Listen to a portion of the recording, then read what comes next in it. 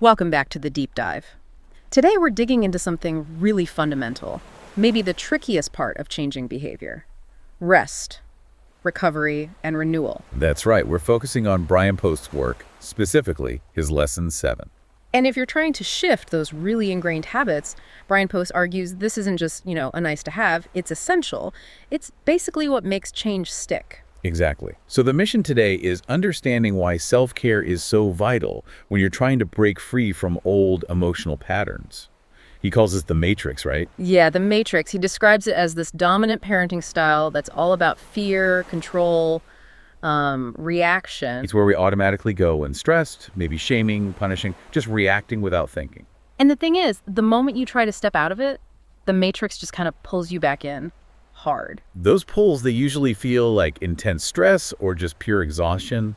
And then what happens? You forget the new way you wanted to respond, you react like you always did, and crucially, you forget to breathe. You forget to breathe. That's After key. But here's where Brian Post flips the script a bit, which I find really interesting. He says, reverting, falling back into that old pattern, it's actually okay. He even says, sometimes you almost have to try on the old behavior again. He calls it the old outfit. The old outfit, I like that. It's a great analogy because it takes the shame out of it, doesn't it? When you slip back into that old reactive mode, the old outfit, the idea is that your awareness is sharper now. So you notice it feels wrong. Yeah, exactly. It doesn't fit right anymore. Maybe it feels scratchy or too tight or just baggy and uncomfortable.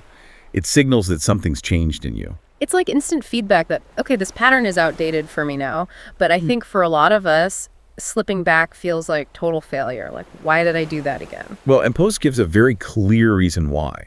It's not just a choice in the moment. It's neurological. Right. He talks about brain pathways. Deep synaptic connections.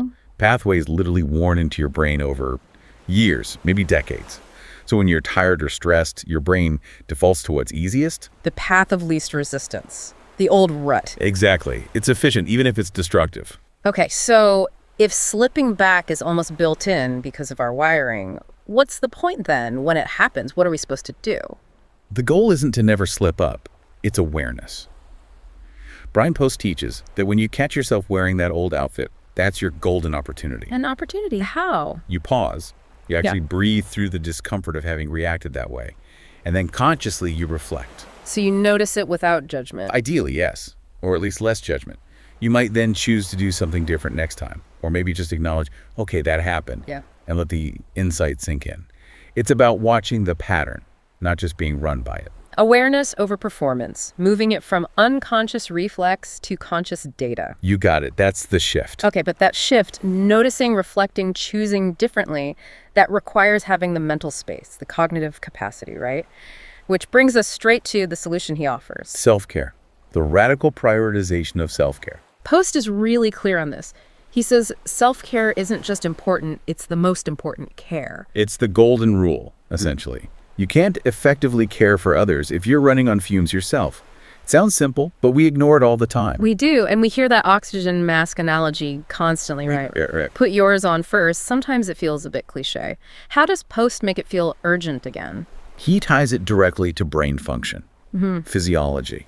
When we're super stressed or exhausted, our bodies are swimming in stress hormones, like cortisol. Okay. And Post reminds us, if you aren't breathing properly through that stress, if you're not regulating yourself, your sympathetic nervous system, fight or flight, is in charge. Right, survival mode. And when that happens, your short-term memory becomes, well, functionally unavailable. Wait, really? Short-term memory just shuts down? Pretty much. High-level thinking, the stuff your frontal lobe does, conscious choice, emotional regulation, think about consequences, it basically goes offline. You're left running on instinct, on the reactive amygdala. In that state, you literally cannot access your new coping skills or parenting tools. You can't help anyone else effectively. So putting the oxygen mask on, first regulating your own state, isn't just a metaphor. It's how you get your thinking brain back online. It's the non-negotiable first step. That's his point. That definitely elevates self-care. It's not a luxury. It's like cognitive fuel. And he links this directly to mindfulness. Yeah, he says self-care is very much a variable of mindfulness. Why? Because it forces you to slow down. Mindfulness is about pausing and paying attention, essentially. Right. And if you're just rushing through your day, reacting to everything. You're speeding right towards the matrix, not away from it. You need those intentional pauses for renewal. You have to interrupt the speed. Okay, so that's the why. It restores our ability to think clearly and respond consciously. Let's get practical now. Brian Post offers some really accessible ways to do this. It's not all, week-long retreats. Absolutely not. For physical renewal, he says the simplest thing is just taking a walk. Just walking. Yeah, it shifts your physical and mental state. And it doesn't have to be a big hike. He mentions just parking further away at the store and consciously walking across the lot. That little bit of movement, that intentional pause in the routine. It creates space. Then, beyond just movement, he talks about rituals, structured, intentional activities. Like reading first thing in the morning, he mentions doing that with his wife. Yes, or journaling. Things that require you to slow down and focus inward. Preparing a meal mindfully, spending an extra 5 minutes in the shower, maybe taking a bath. The key there is intentionality, isn't it? It's Yeah. different from just zoning out. Big difference. Zoning out might numb you for a bit, which has its place sometimes, I guess. But intentional renewal actually restores you and deepens your awareness. Yeah. It's active, not passive. He shares some great stories, too. The one about his mother really stuck with me. Oh, yeah, that's a powerful one. He talks about his parents being hard workers and his mother's special treat for herself. It wasn't just taking baths, which she loved, but this whole ritual at her vanity, spending real time doing her hair and makeup. For a whole day, sometimes. And the kicker, Sometimes she'd get all done up, looking amazing, and then just put her nightgown back on and go to bed. exactly. The process was the treat. The value wasn't about going out or impressing anyone. It was the dedicated time she gave herself, that intentional self-care. That really captures it. It's about honoring your own need. And we shouldn't forget the social side either.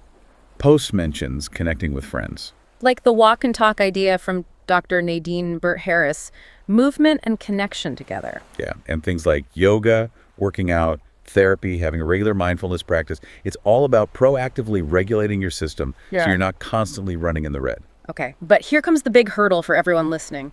Time. Where do you find the time?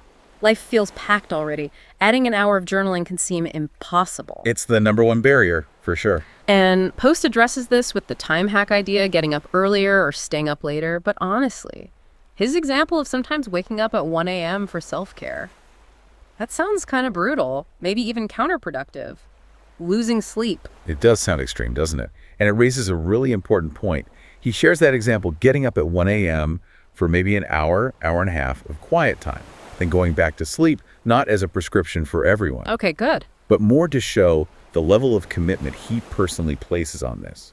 He identifies as a morning person, and maybe for him sometimes, that pre-dawn hour is the only truly quiet, demand-free time available. So it's less about the specific time and more about the fierce prioritization, finding some time, whatever it takes. Precisely. It's about viewing that renewal time as absolutely non-negotiable for maintaining his ability to stay conscious and responsive during the day. So if that 1 hour prevents him from falling into the matrix for the other 16 hours, maybe the trade-off for him makes sense. It's radical. It is. It's a statement about how vital he believes this is. Okay, let's pull this together then. How does all this, the breathing, the walking, the rituals, the radical time finding, how does it help you stay outside that fear-based parenting matrix? Brian Post frames it as choosing between two states of being. One is outside the matrix. This is where self-care and conscious breathing gets you. You're conscious, responsive, regulated. Your thinking brain, your frontal lobe is online. You choose your actions. And the other state. Inside the matrix. That's where you are when you're depleted and stressed. Unconscious, reactive, running on autopilot. You're grabbing those old blueprints, control, stress, maybe punishment. So mindful recovery literally changes your physiological state. Yes. It actively lowers stress hormones. It shifts you from that fight or flight sympathetic system to the rest and digest parasympathetic system. That physical shift is what keeps your thinking brain available. So the benefit isn't just feeling relaxed, it's maintaining access to your conscious self. That's the whole game.